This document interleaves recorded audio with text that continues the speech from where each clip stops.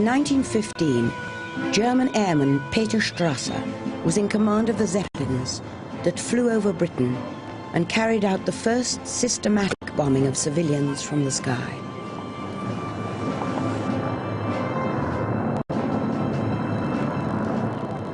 We who strike the enemy where his heart beats have been slandered as baby killers and murderers of women.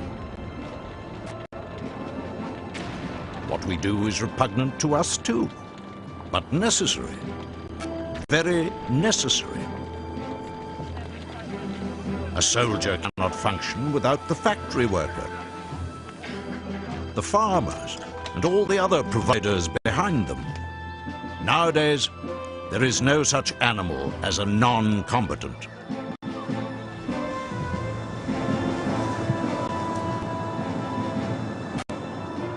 Peter Strasser would not live to see the end of the war. His Zeppelin would be shot down.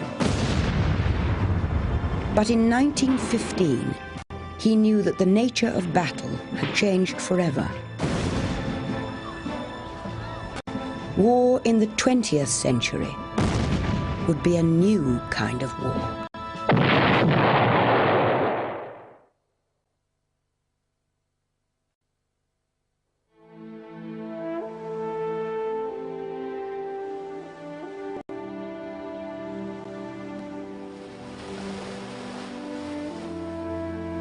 Early on April the 25th, 1915, an amphibious force of British, French, Australian and New Zealand troops began landing on the Turkish peninsula of Gallipoli. Their aim? To knock Germany's ally, Turkey, out of the war. Opposing them, on cliffs overlooking the shore, was a smaller Turkish force.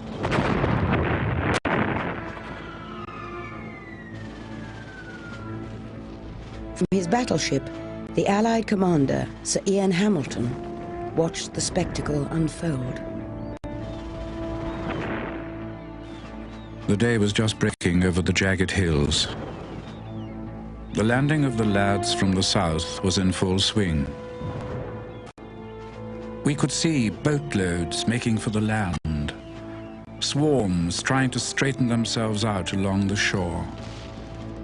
God, one would think, cannot see them at all, or he would put a stop to this sort of panorama altogether.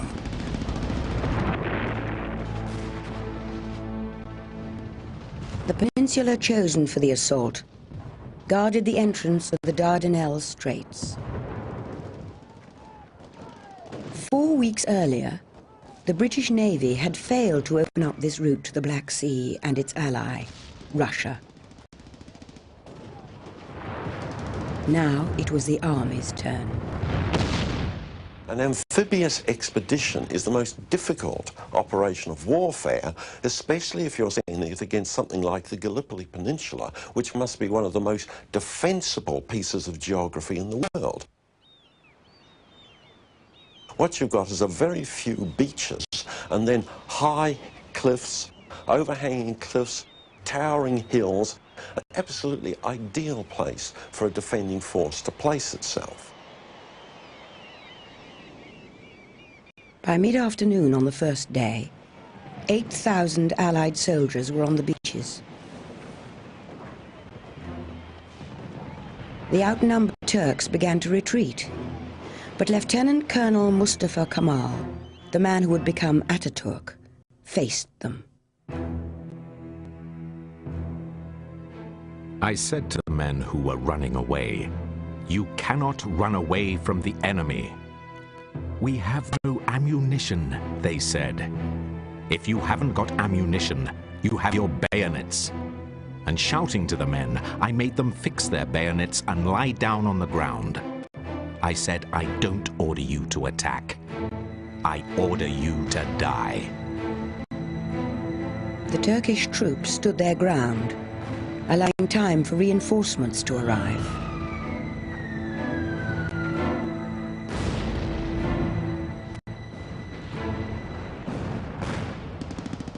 They knew they would die in about 3 minutes, but they showed not the least dismay.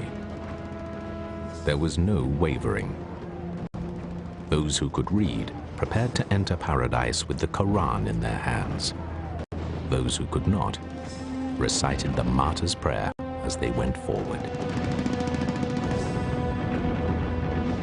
By holding the high ground, the Turks trapped the Allies between the cliffs and the sea.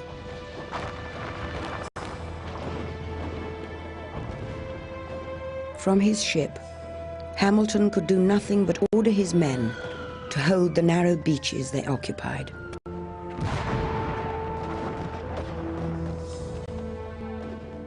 You have got through the difficult business. Now you have only to dig, dig, dig, until you are safe.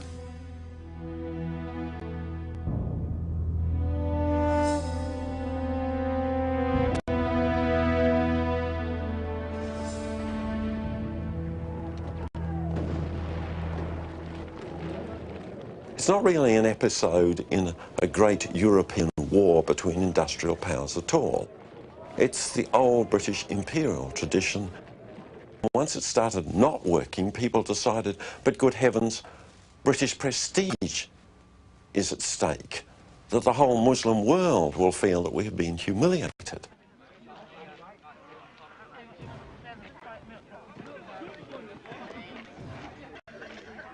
Gallipoli, which was to have been a quick victory, was turning into an eastern version of the Western Front, a war of trenches and stalemate.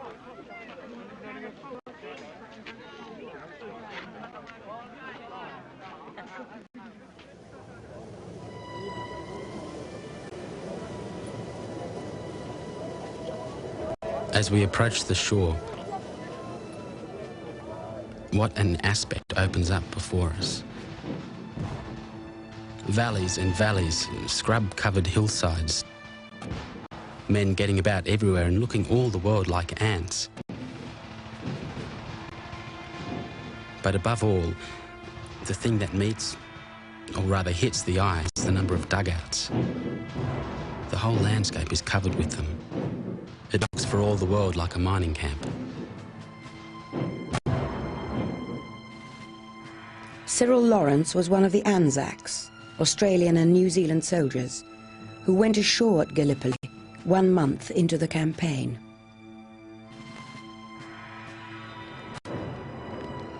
The trenches are totally different from what I expected. It is sure death to put your head up to look around. Even the periscope mirrors, measuring 3 inches square at most, are picked off one after the other. When the Turks charge, they usually cry, "Allah, Allah," and our boys reply, "Come on, you bastards, we'll give you Allah." And from the frequent use of this word, poor old Turk wants to know if bastard is one of our gods. At some places, the trenches were very close. They could hear the voice of each other. They could hear the Turks singing songs in the evening. They asked questions at each other. Why are you fighting? Why are you here? It's very interesting. I mean, can you imagine a war during the 8.5 months they were fighting?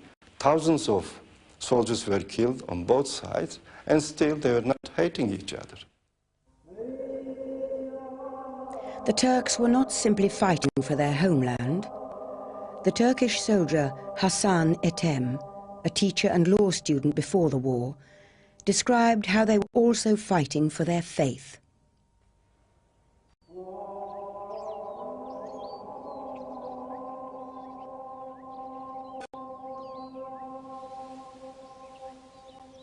My dearest mother, I can see a line of soldiers washing their clothes in the stream near the emerald green hillside.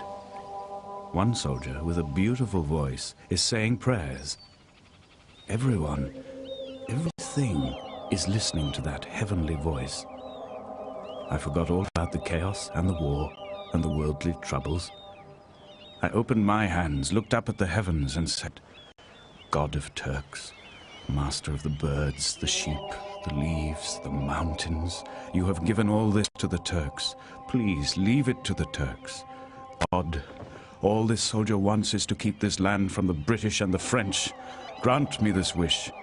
Please, make the bayonets of the soldiers sharp and destroy our enemies. By summer, the Allied troops had still not moved. Hamilton realized that to take the high ground, he needed more men. His badly planned campaign and poorly equipped army had nowhere to go.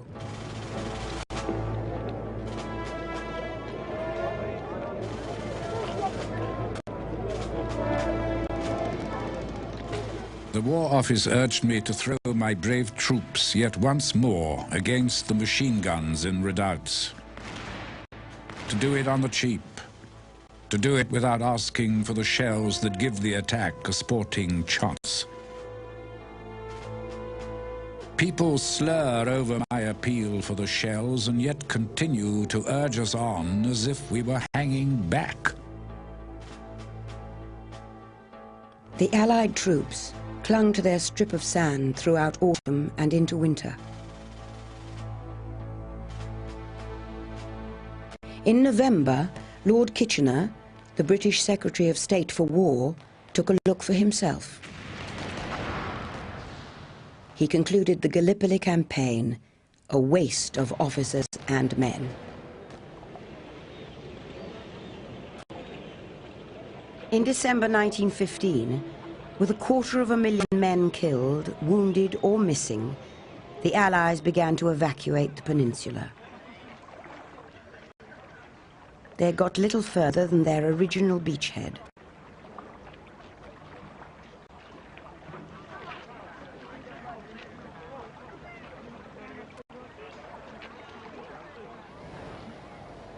The encounter of Turk against Anzac on the cliffs of Gallipoli was confirmation that the European war had now expanded into something else, the First World War.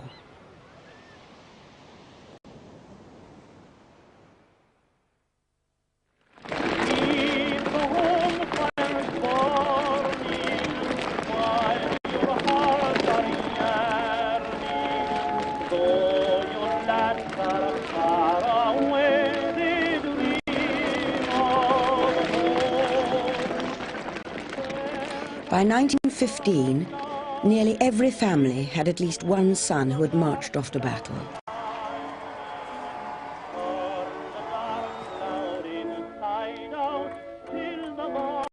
Left behind at home were millions of women, for whom every day brought the possibility of terrible news.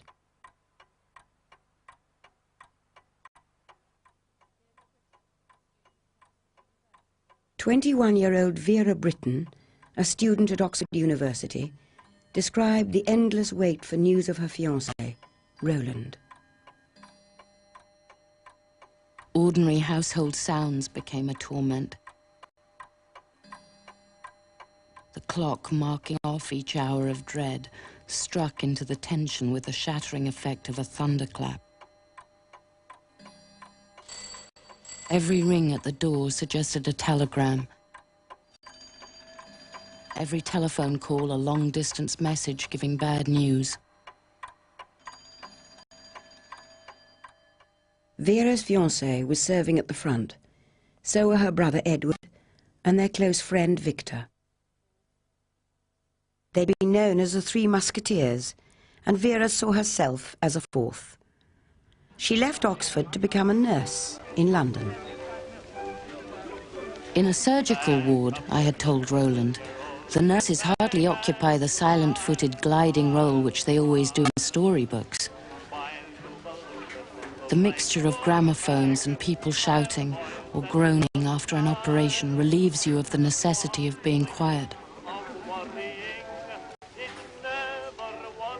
They were blaring, blatant gramophones, though the men found them consoling, perhaps because they subdued sinister noises. They seemed to me to add a strident grotesqueness to the cold, dark evenings of hurry and pain.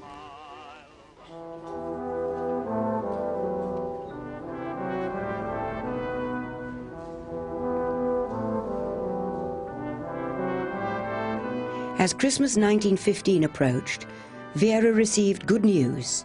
It was a note from Roland. "Shall be home on leave," it read. "Land Christmas Day." 2 days later, the phone rang. Believing that I was at last to hear the voice for which I had been waiting, I dashed joyously into the corridor. But the message was not from Roland. It was not to say that he had arrived home that morning, but to tell me that he had died of wounds on December 23rd.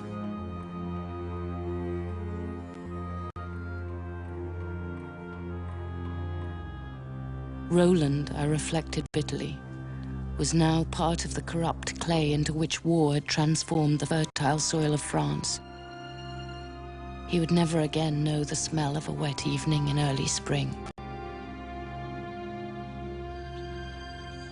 It was a bitter, grey afternoon. I wondered, however, I was going to get through the weary remainder of life. I was only at the beginning of my 20s. I might have another 40, perhaps even 50 years to live.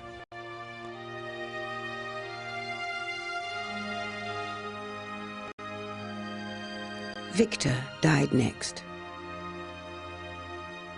Vera prayed that her brother Edward would survive. But in the war's final year, he too was killed. Edward, like Roland, had promised me that if a life existed beyond the grave, he would somehow come back and make me know of it. I'd thought that of the two, Roland, with his reckless determination, would be the more likely to trespass from the infinite across the boundaries of the tangible. But he had sent no sign, and Edward sent none. Nor did I expect one. I knew now that death was the end, and that I was quite alone. There was no hereafter, no Easter morning, no meeting again. I walked in a darkness, a dumbness, a silence, which no beloved voice would penetrate.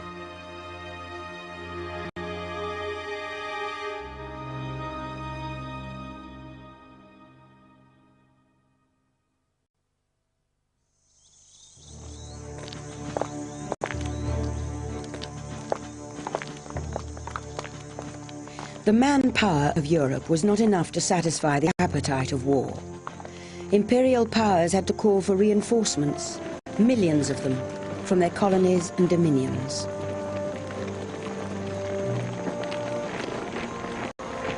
Through local newspapers, the voice of the empire demanded that Africans rally to the flag.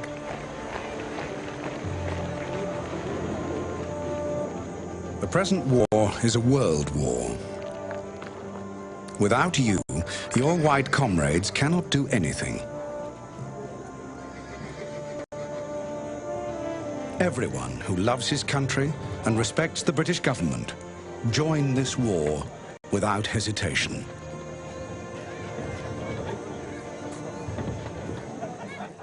A West African, Kande Kamara, was one of those who volunteered for the French army. The decision upset his father, who saw no reason why his son should die for white men. Please forgive me. I'm simply doing this for our house. If I die as a man. I'll simply be buried as a man.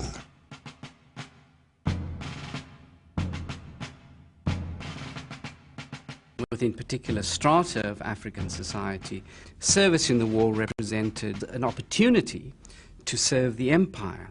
The Great War opened up for people like Kamara a great opportunity to reach back into the past, reconnect with the warrior lineage of his father, and to demonstrate his worth and value as a warrior, not just in Africa, but in a great worldwide conflict. Tens of thousands of Africans were shipped off to Europe. Some served as laborers, others as frontline soldiers. 'Twas a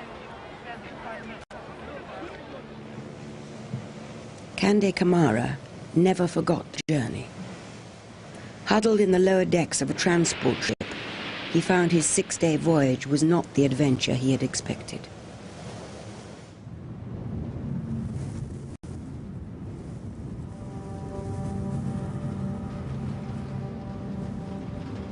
Some were getting very seasick. Some were vomiting. The smell of the ship, the oil, the gut was too unbearable. Some people didn't know where they were going, even why they were fighting.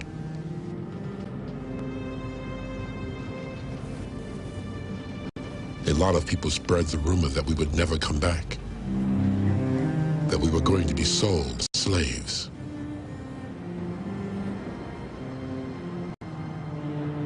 Some said, if the ship sinks, who gives a damn?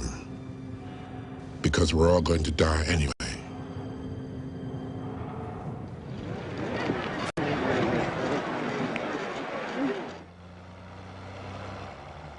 After arriving in France, Camara's unit began training. When we arrived at Bordeaux, we were sent directly for parades. After resting, we went back for more parades.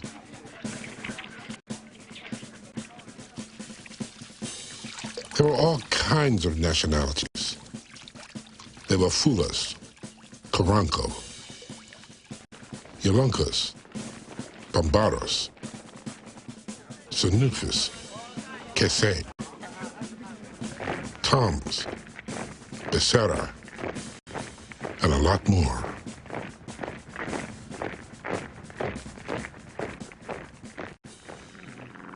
Camara described the sight of his first aircraft as a steamship that flies in the air.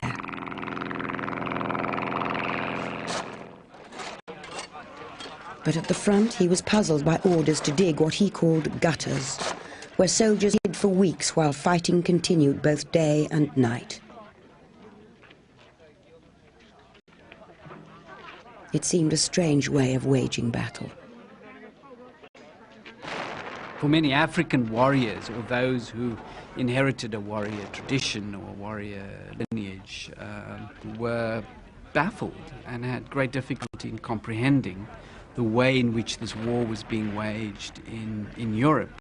The First World War seemed to be a war without meaning, a war without gain.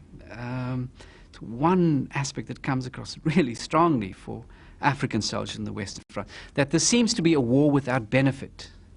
And what they meant by that was that this was a war which was not only a war which was not conducted honorably in terms of the treatment of your opponent, but it was a war that produced for them individually no gain.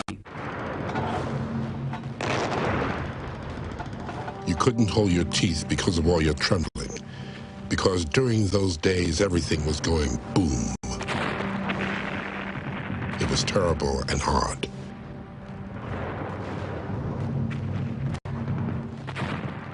In the white man's war, you never say I'm thirsty. You never say I'm hungry. You fight and fight and fight until your heart tells you you're afraid.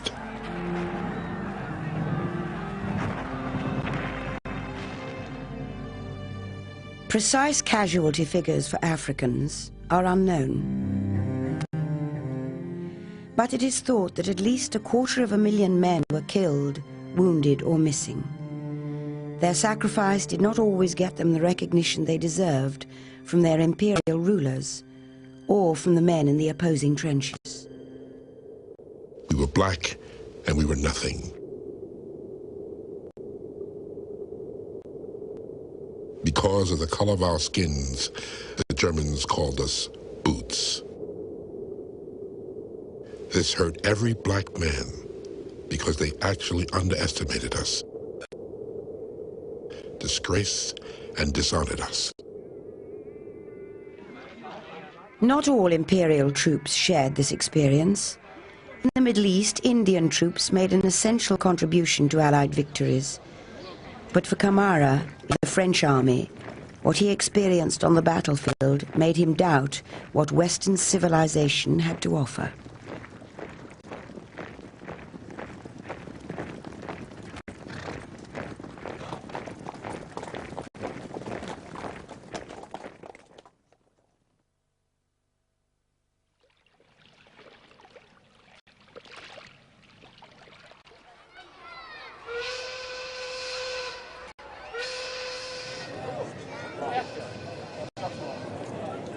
The guns out there are roaring fast.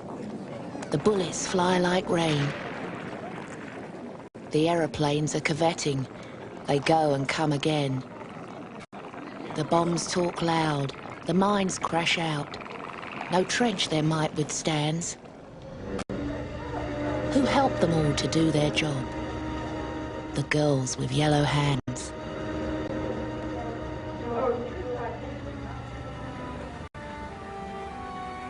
As men marched off to war, women marched off to work. The result was a dramatic, if temporary, gender shift in the workforce of every fighting nation.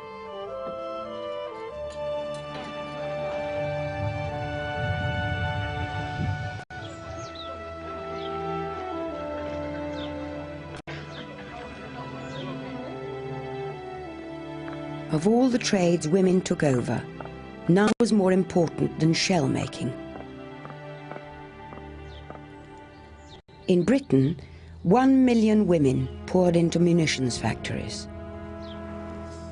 28,000 of them worked here on Warren Lane in southeast London.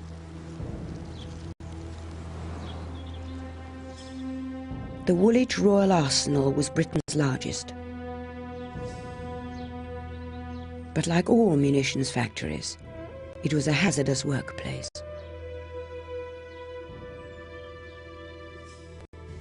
The first time you go around, you think, what an interesting place.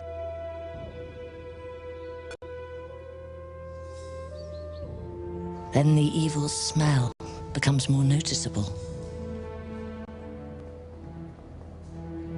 The particles of acid land on your face and make you nearly mad, feeling like pins and needles.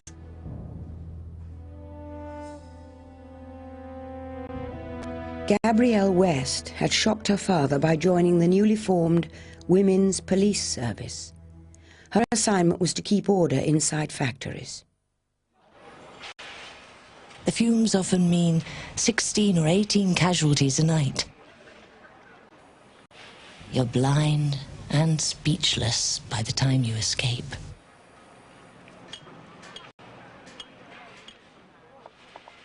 The conditions varied a lot. Some women had very, very bad conditions and women were killed. So there were the immediate dangers of industrial accident and injury, and lesser injury as well. I mean, women cut their fingers, got grit in their eyes, experienced noxious fumes from all sorts of processes. But the other really major danger for women, which was very much hushed up at the time, was from TNT. And several hundred women did die from TNT poisoning.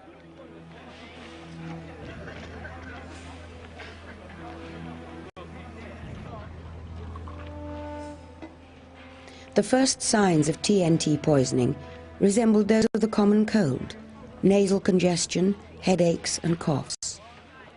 But prolonged exposure produced more alarming symptoms, as one young worker, Caroline Webb, would discover.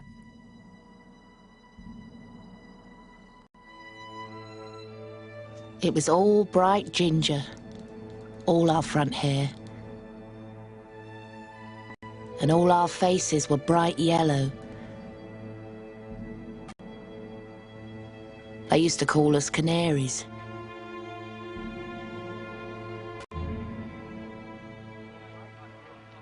This doctor, he was looking at us girls one day and he'd say, half you girls will never have babies, and the other half are too sick. God help you.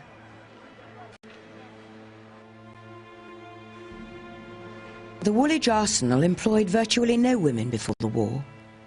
By December 1917, there were 24,719 of them, making up 73% of the workforce. Women knew that without their supply of shells and bullets, their men would lose the war. It was very important for them that they were actually supporting the war effort. Although lots of them didn't really think much about what the war was about, they knew that their friends, relations, husbands, sons were abroad, they were dying, there was a shells shortage, and they felt they really could do something to support the war effort. Sometimes when we come upon our little train, it would be all packed with different people. There'd be all the officers sitting there. Some of them used to look at us as if we were insects. And others used to mutter, well, they're doing their bit. We said, well, we don't mind dying for our country.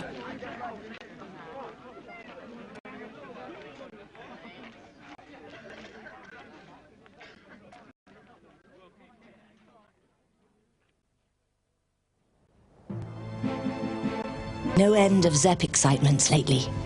A few weeks ago, we heard distant guns in the middle of the night.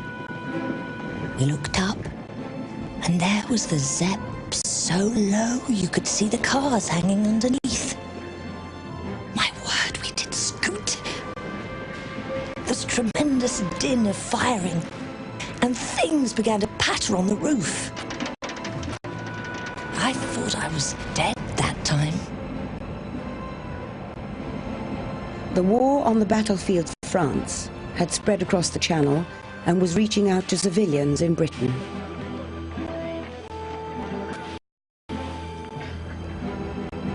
Zeppelins first appeared over London in 1915. A favourite target, Gabrielle West recorded in her diary, was the Arsenal at Woolwich. We were just going back to our hut when we heard wild yells of cheering. Saw the whole sky turn red. Then we saw the Zepp in flames to the north. All the workers in the arsenal roared and shrieked. All the boys sang Tipperary, and all the neighbours scattered about congratulating each other.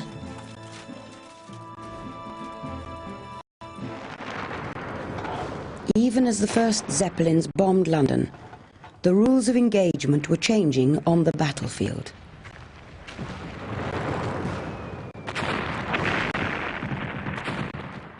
In April 1915, at Ypres, the German army used a new weapon: poison gas. First came chlorine yellow gas, then came the green gas, then came mustard gas, the granddaddy of napalm. And each of these had appalling effects on men who were trapped in the trench system. It didn't break the defensive lines. It made the level of suffering much worse than it had been before.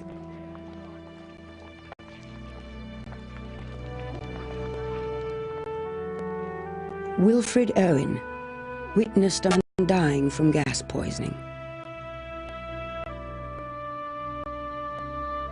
In one of his most famous poems, he captured another dimension of total war. Gas. Gas! Quick, boys. An ecstasy of fumbling, fitting the clumsy helmet just in time. But someone still was yelling out and stumbling and floundering like a man in fire or lime. Dim through the misty panes and thick green light as under a green sea, I saw him drowning.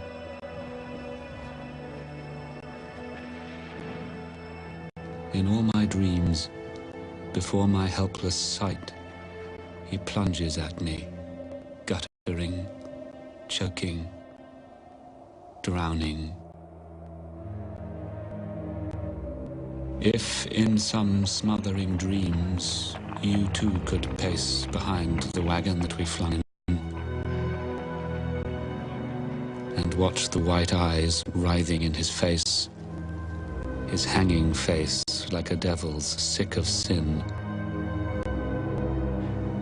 if you could hear at every jolt the blood come gargling from the froth-corrupted lungs. Obscene as cancer, bitter as the cud of vile, incurable sores on innocent tongues. My friend, you would not tell with such high zest to children ardent for some desperate glory the old lie, dulce et decorum est, pro patria mori.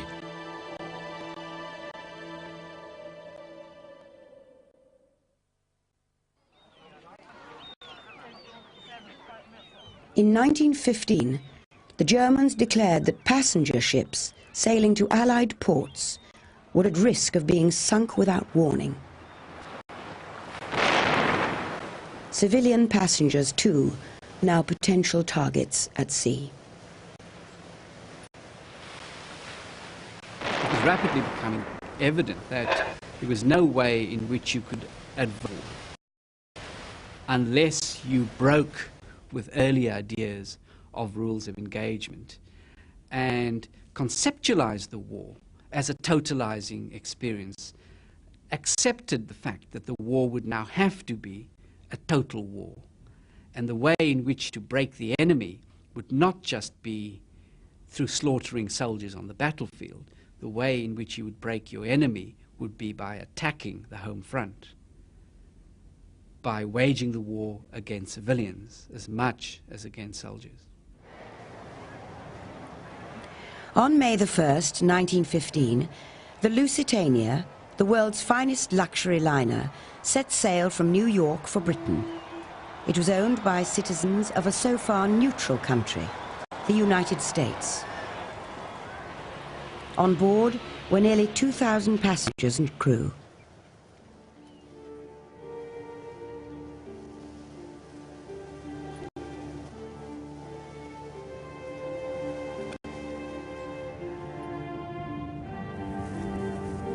On the evening of May the 6th, the ship's captain received warnings of German U-boats off the coast of Ireland.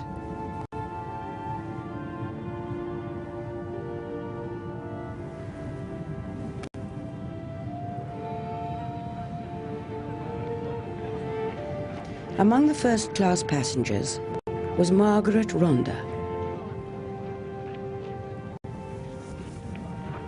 We were, most of us, very fully conscious of the risk we were running. We used to discuss our chances.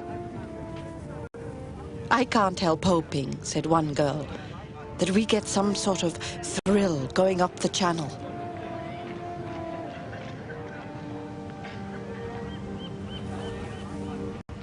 My father and I had just come out of the dining room after lunching.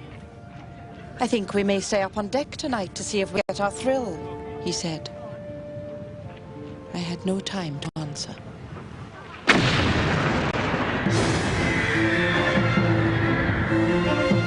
I saw that the water had come over onto the deck.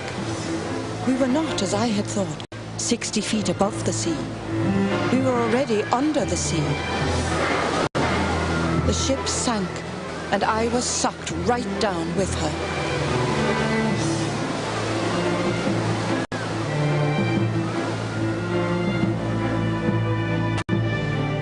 When I came to the surface, I remember looking round at the sun and pale blue sky and calm sea, and wondering whether I had reached heaven without knowing it,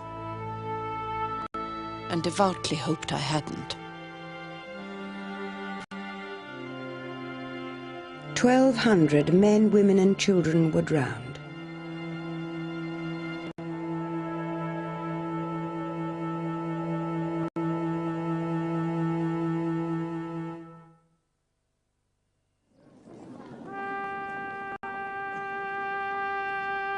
Everyone was now a target. On a scale never seen before, children were becoming exposed to the violence of total war. They fled from their homes. They feared being gassed. And they were bombed from the skies. But they were absorbed into the war in a more insidious way, as tools of propaganda. You can find a very young baby of less than 1 year old with a gun in the hands going out from an egg and asking is there some Boches, some Germans somewhere, because he want to kill them.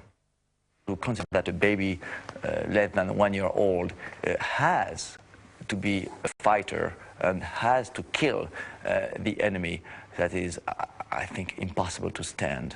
But that was the reality of the propaganda of these times. Children were taught to hate in specially adapted nursery rhymes. This is the house that Jack built. This is the bomb that fell on the house that Jack built. This is the Hun that dropped the bomb that fell on the house that Jack built.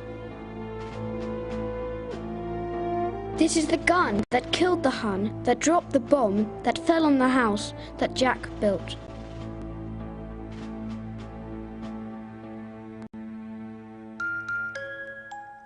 Through their magazine, Little Folks, British children as young as 3 would learn certain verses off by heart. Little girls and little boys, never suck your diamond toys. Diamond soldiers it will make darling baby's tummy ache. Mobilization of men required mobilization of minds. The emerging film industry added an epic dimension. Hollywood's The Little American became a box office hit. The propaganda against the German was extremely widespread, but nowhere was it more powerful than in the cinema. The Little American was really an attack on America's neutrality. Cecil B. DeMille put in the lead Mayor Pickford, the most popular star of the era, the most popular figure of the cinema that has ever lived, and this has to be borne in mind. She was even more popular around the world than Chaplin. So the power of that propaganda cannot be underestimated. And he went into production a few days after the United States obligingly went into the war. So he had an ideal vehicle of Hun hatred into which he piled everything he could think of.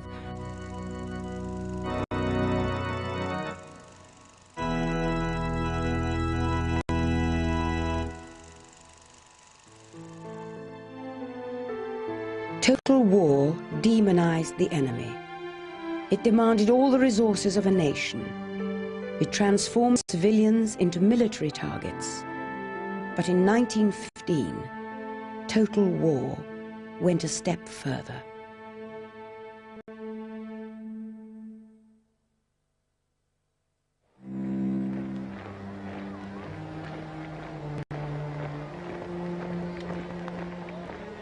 Only hours after the first Allied soldiers had stepped onto the beaches of Gallipoli, the 20th century's first genocide began.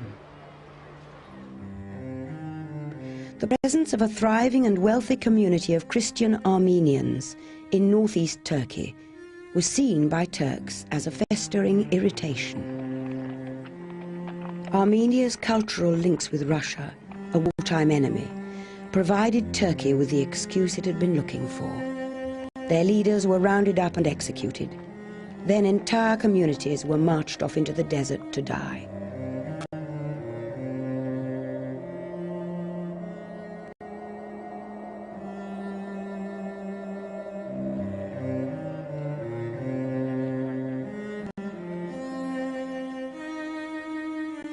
A young medic in the German army, Armin Wegener, defied orders and smuggled a camera into a refugee camp.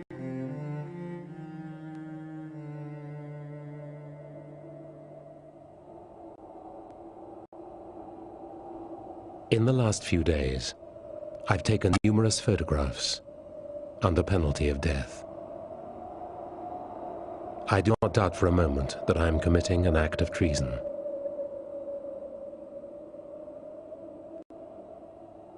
Hunger, Death, disease, despair shout at me from all sides. I was seized by terror and hurried out of the camp, my heart pounding. I was overcome by dizziness, as if the earth were collapsing on both sides of me into an abyss.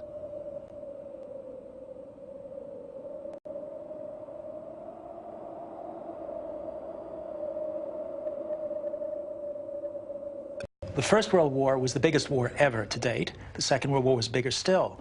It's no accident in my mind that both of them were marked by genocide.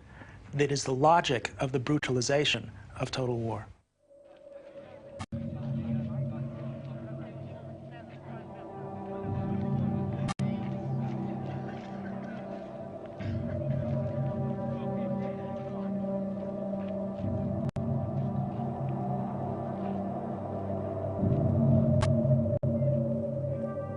In years to come, Armin Wegener would send a letter to Adolf Hitler, pleading for the Jewish people.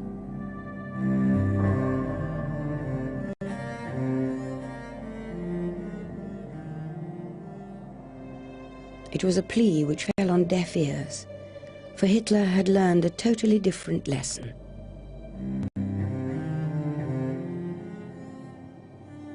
He told his inner circle, who remembers the Armenian massacres today?